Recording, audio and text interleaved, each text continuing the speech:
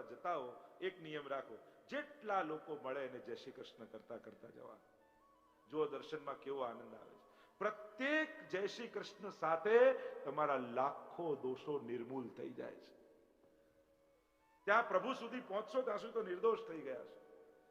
તમારો દુશ્મન પણ કેમ ન હોય, પણ હવેલી જતી વખતે પ્રભુ માટે જઈ રહ્યો છું, ઠાકોરજીના દર્શન કરવા જઈ રહ્યો છું, એ સમયે સામે મળે તો જય શ્રી કૃષ્ણ કરવાનું ચૂકતા નહીં. જીવન જતા જતા 108 વાર તમારી માળા થઈ જશે પ્રભુના નામમાં, અને એ રીતે જશો એ દિવસે દર્શન. કાલે પ્રયોગ કરી જોજો. આપણે તો ક્યાં, આપણે તો સીધો પ્રયોગ કરવાનો, અને ના કંઈક થાય તો મને પકડજો કે આ શું ખોટું ખોટું બોલીને જાઓ છો.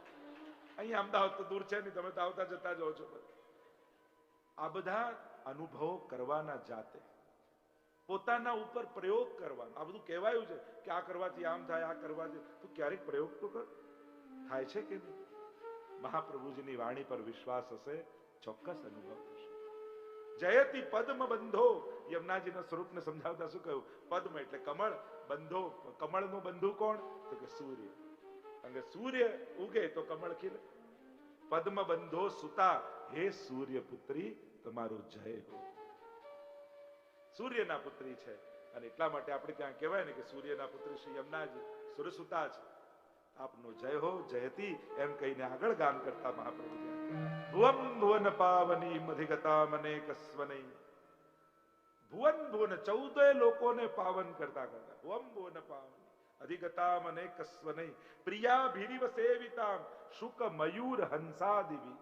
પ્રિયાની જેમ સેવાયેલા આપના તટ પર રહેલા શુક મયુર ને હંસ, આ ત્રણેય છે ને, 3 પ્રકારની સેવા છે. શુક એટલે વાચિક સેવા. શુક બોલે ને, જો ખાય મરચું પણ બોલે મીઠું, અને લોકો ગળ્યું ગળ્યું ખાઈને પણ કેવું કડવું બોલતા. ખાય મરચું પણ બોલે કેવું મીઠું. અને આપણે મઠડી ને બુંદી ને ઠોર ને એ ખાઈને પણ પછી છેલ્લે આવું. વાણીના દોષથી બચવું. વૈષ્ણવ ન ગમ્યું તો મૌન રહો, પણ ક્યારેય પણ કોઈનું મન દુખે એવું બોલો નહીં. જે કરતા હોય ને પ્રોત્સાહન આપો, તમે બહુ સારું કામ કરો છો. ઘણા વડીલો કે અમારાથી તો કંઈ થતું નથી, આ ઘરે બેઠા, અરે ઘરે બેઠા બેઠા જે ગાયની સેવા કરે છે, જે વૈષ્ણવની સેવા કરે, એના માટે રોજ એક વધારાની માળા ન ફેરવી શકો? કે પ્રભુ એક અષ્ટાક્ષરની માળા ફેરવીશ, ઠાકોરજી એમને ખૂબ બલ આપે અને ખૂબ ઠાકોરજીની હરિગુરુ વૈષ્ણવની સેવા કરે. જેને કરવું જ છે એ તમે બેઠા બેઠા કરી શકો છો. ઉત્તમ ભાવ પહોંચાડવા માટે શરીર ન ચાલતું હોય તોય થઈ શકે. શુકર મયુર, મયુર એક કાયિક સેવા છે, પોતાના પાંખો ફેલાવી નૃત્ય કરે છે, અને હંસ એ માનસિક સેવા છે.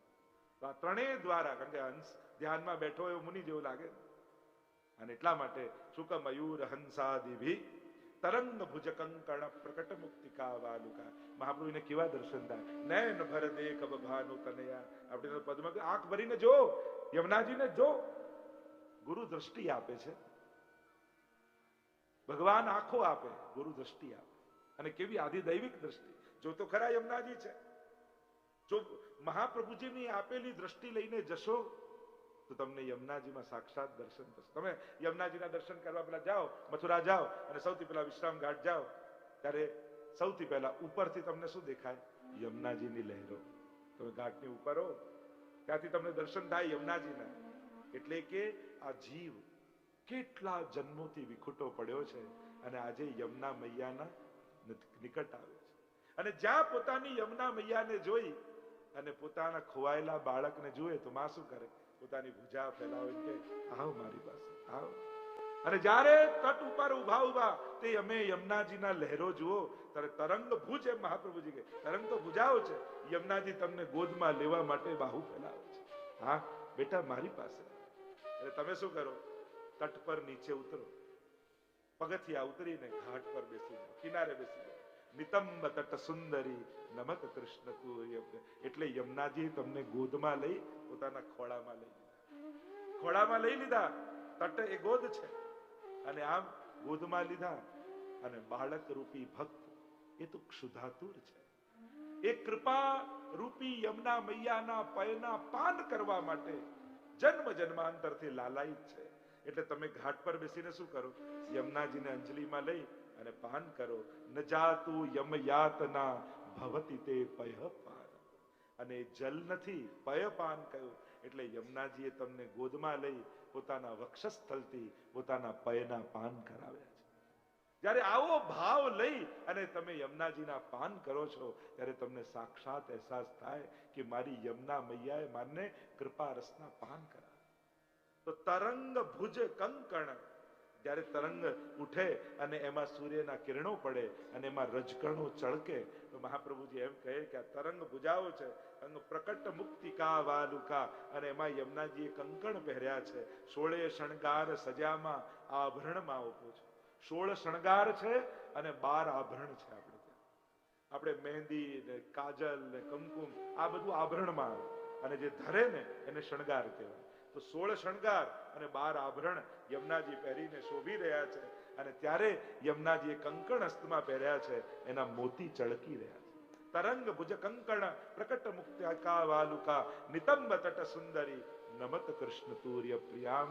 આ યમુનાજી પ્રભુના ચતુર્થ પ્રિયા છે, એમને નમન કરો એમ કહીને મહાપ્રભુજી આગળ ગાન કરતા અનંત ગુણભૂષિતે શિવ વિરંચિતે વસ્તુતે. યમુનાજી તો અનંત ગુણોથી સુશોભિત છે. મુખ ગુણ અપાર, મુખ એક કહા લો વરણની. તેવા તો અનંત ગુણોથી સુશોભિત.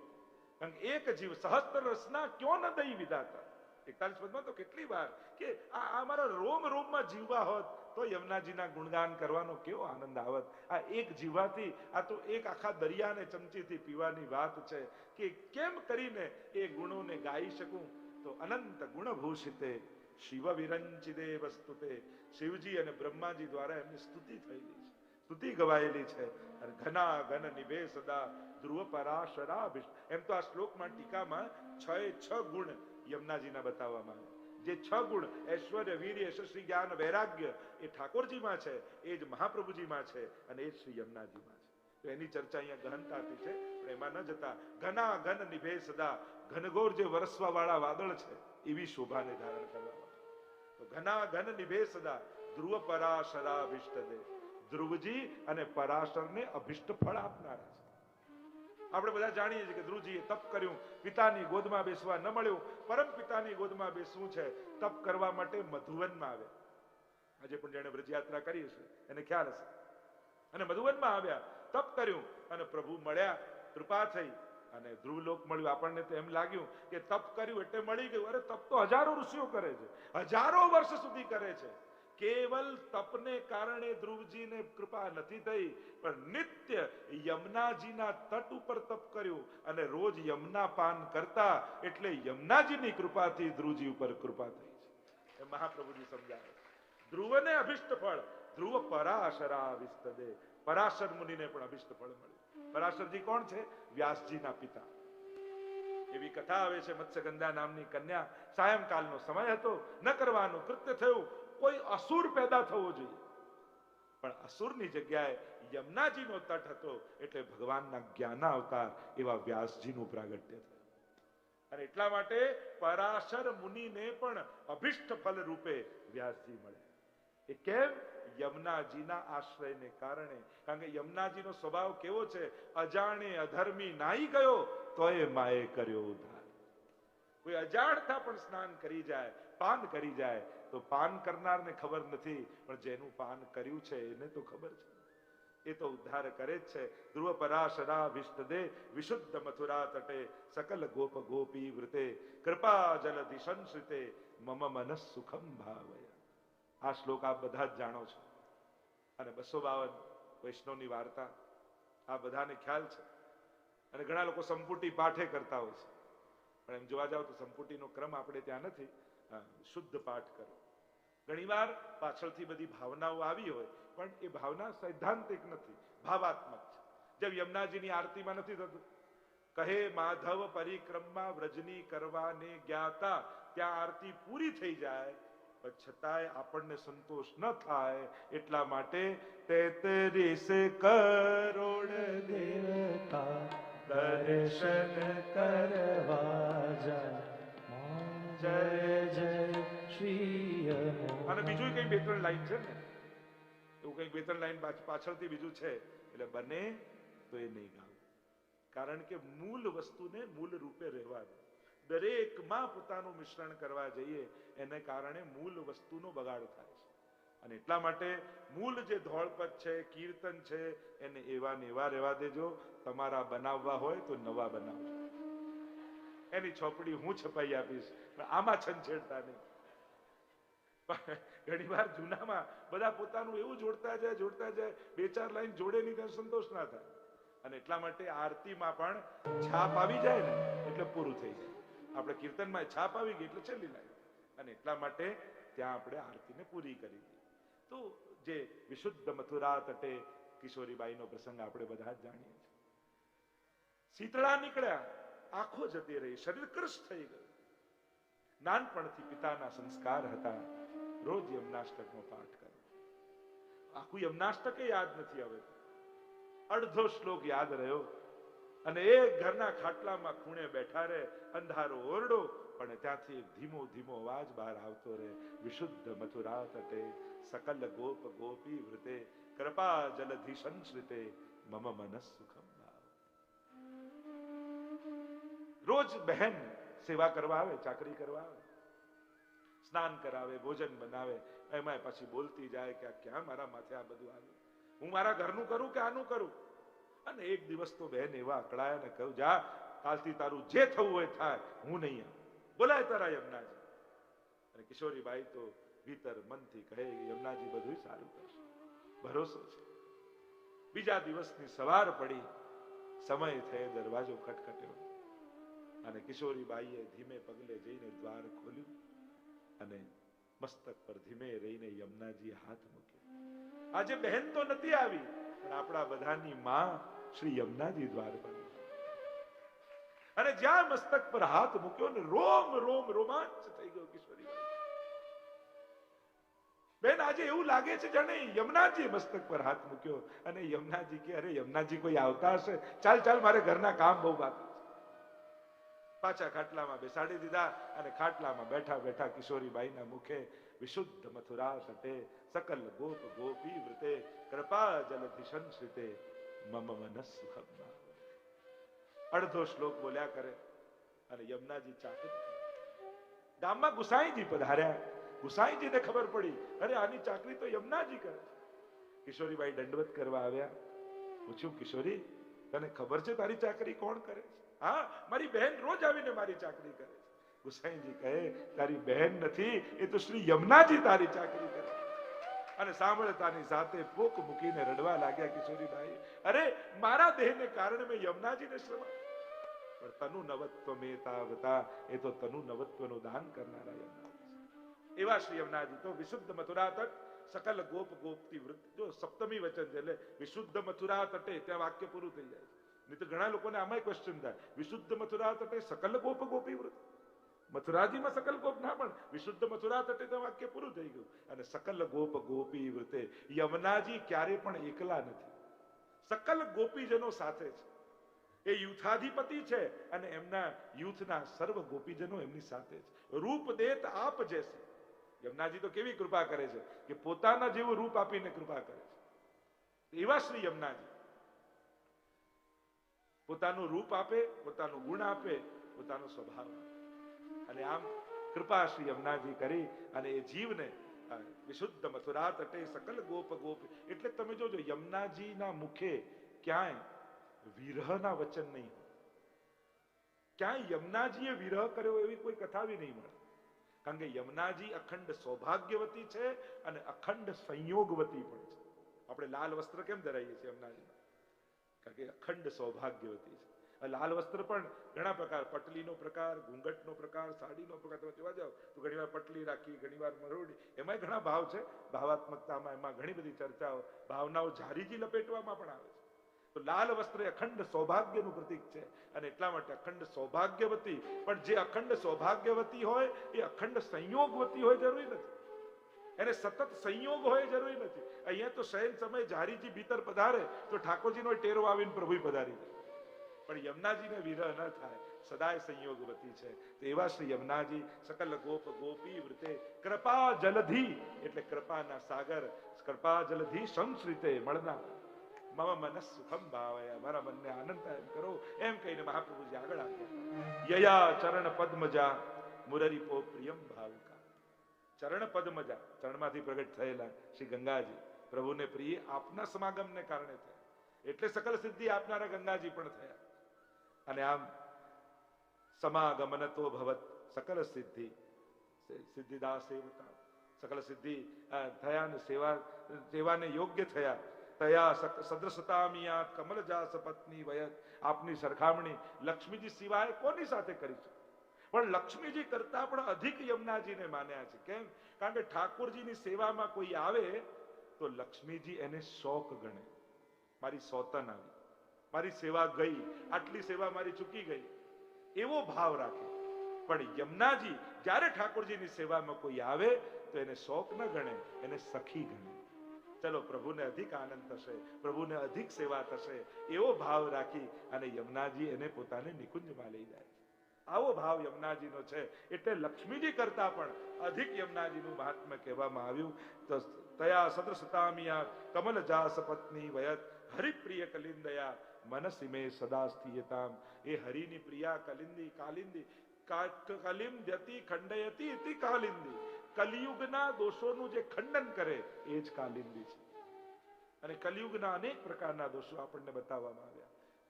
સૌથી મોટો દોષ વૈષ્ણવ માટે એ છે કે પ્રગટ સ્વરૂપમાં શ્રદ્ધા ન રાખવી. એ જ સૌથી મોટો કલિયુગનો દોષ છે. જો રાવણને ભગવાનમાં અવિશ્વાસ હતો એવું નતું, પણ આ રામ ભગવાન નથી એવો ભાવ પ્રગટ સ્વરૂપમાં. અને એટલા માટે જેના સંગથી તમને તમારા માથે બિરાજતા ઠાકોરજીમાં પ્રગટતાનો ભાવ ના આવે તો એને દુસ્સંગ. હવે ક્યાં પ્રગટ થવાના, હવે ક્યાં આરોગવા. ઘણાને એમ લાગે બધું થઈ ગયું, હવે પતી ગયું. અને ઘણાને એમ લાગે હવે બધું થવાનું છે, પણ હમણાં કઈ નથી. અરે ભાવ આપણા ભાવ પર છે. આજે પણ લાલન સેવા સ્વીકારે છે, આજે પણ મહાપ્રભુજી એના વંશમાં બિરાજે છે, આજે પણ દમલાજી આ વૈષ્ણવી સૃષ્ટિમાં બિરાજમાન છે. આવો ભાવ પ્રગટ, જે તમને તમારા વર્તમાનને અલૌકિક કરે એવા જીવનો સંગ કરજો. તમારી આજને અલૌકિક બનાવે એવા જીવનો સંગ કરજો. પ્રગટતામાં અભાવ અને કલ્પનામાં અભાવ, એનાથી કાંઈ થવાનું નથી. આજે મારી દ્રષ્ટિ એવી રહે કે મને વૈષ્ણવમાં દમલાજી દેખાય. અને હું તો હંમેશા કહું, તમે અમારામાં વલ્લભ કુલમાં વલ્લભ જુઓ છો તો અમારે પણ તમારી અંદર દમલાજી જોવા જોઈએ. જો આવો ઉચ્ચ ભાવ તમારો અમારા માટે, અમારો તમારા ભાવે થઈ જશે તો પુષ્ટિ માર્ગનું સ્વરૂપ કંઈક જુદું થઈ જશે. અમારી ભૂલ શું છે? આ મારો સેવક છે, આ મારી ભૂલ. જો હું એમ વિચારું આ મહાપ્રભુજીનો સેવક છે તો બધા જ ભાગલા મટી જાય. જ્યાં સુધી અમારા સેવક માનતા રહીશું ત્યાં સુધી જ આ બધો ભેદ છે. જ્યારે એમ થશે ને આ બધા અમારા વલ્લભના સેવક છે તો કેવું સુંદર રૂપ પુષ્ટિ માર્ગનું થઈ જાય. ન ગાદી રૂપે, ન ઘર રૂપે, ન સંસ્થાઓ રૂપે. સંસ્થાઓ પણ વ્યવસ્થા માટે બરાબર છે, પણ પછી સંપ્રદાયથી મોટી કરવા સંસ્થાને મથવા લાગીએ તો ક્યાંક આપણે જ એને રૂંધી નાખીશું. વ્યવસ્થા માટે બધું બરાબર છે કે જેથી સંચાલન ચાલ્યા કરે, વ્યવસ્થા ચાલ્યા કરે, પણ મારી સંસ્થા અને એ જ સૌથી મોટી થાય ને એનું જ પ્રભુત્વ રહે, એનો જ આ મેમ્બર થાય, એનાથી જ બધું થાય, તો પછી ક્યાંક આપણે જ નુકસાન આપણા સંપ્રદાયને પહોંચાડીએ છીએ.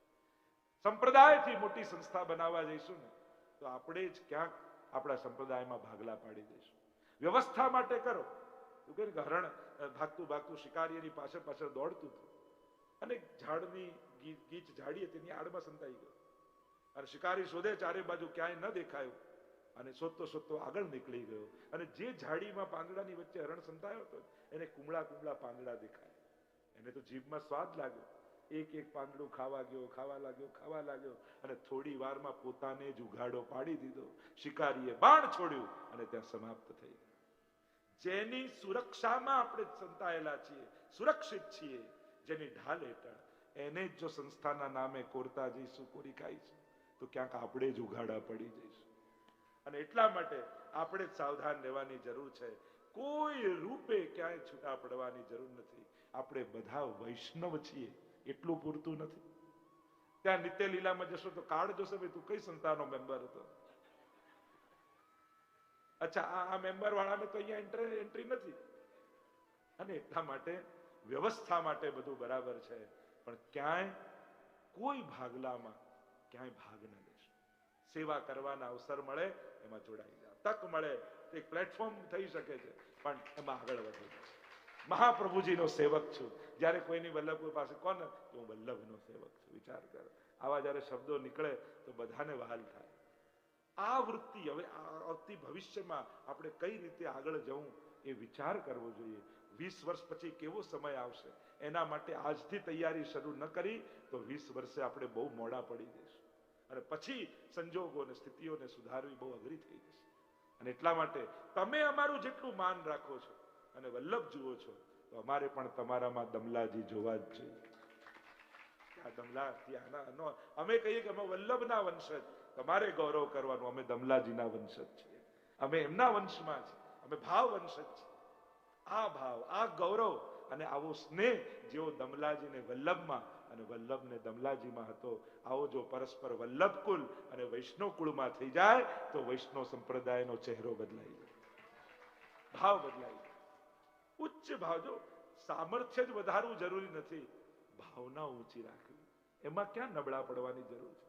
સારું વિચારવામાં કંજૂસાઈ કરવાની શું જરૂર, પણ આવું તો થતું હશે એટલે બધી, પણ આમાં વિચારવામાં તારે નબળા શું જાય છે.